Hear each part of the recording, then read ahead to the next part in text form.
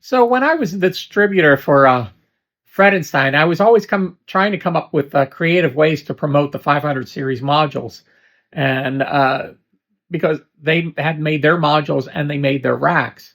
So I had a really good relationship with Sterling Modular, and they weren't too far away. They were in Boyertown, Pennsylvania, and I had done some projects with them, and I ran this idea by the owner at that point, Jim Mayer. Um, and I this drawing that you're seeing is what I created, and he drew it out, and he says, "Is this what you're talking about?"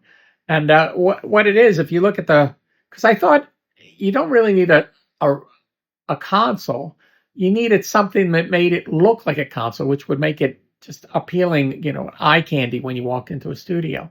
So this was the sidecart that he came up with for me, and if you look, you can put four 500 series racks up on the top.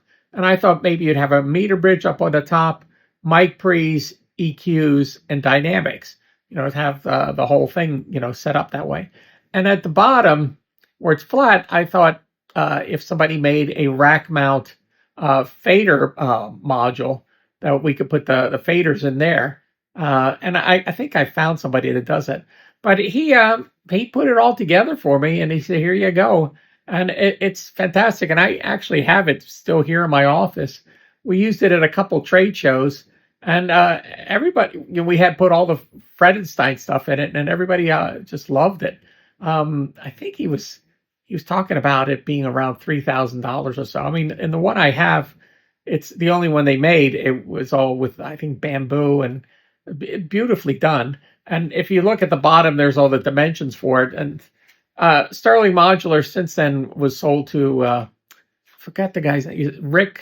I forgot his last name, and they're still making gear. I don't know if they would custom make this, because it's a kind of a one-off thing, but maybe they would if you get in touch with them. Or there's the drawings. Make your own. He did make for me some other drawings of the 500 series console if we were to make it modular. So we use these sidecarts and kind of attach them to each other to make a bigger system. I'll see if I can find those drawings. But I thought everybody would be kind of interested in seeing this one. The first time we showed it was out in LA at the AES show, and it was something like $1,000 to ship it out there. And then once we had it out there, I had to ship it back to Pennsylvania. That was another $1,000 getting it back here. They had to crate it all up. And then when we did the New York AES show the next year, I just drove it up there, because New York's only an hour and a half or so, an hour, something like that. It's 80 miles away exactly.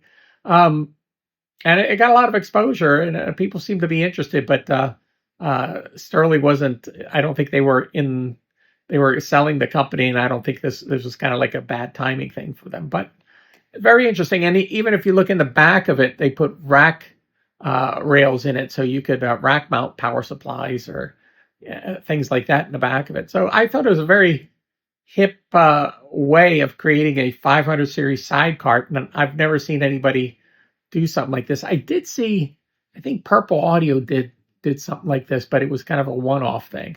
So, but there you go. I thought this would be very interesting.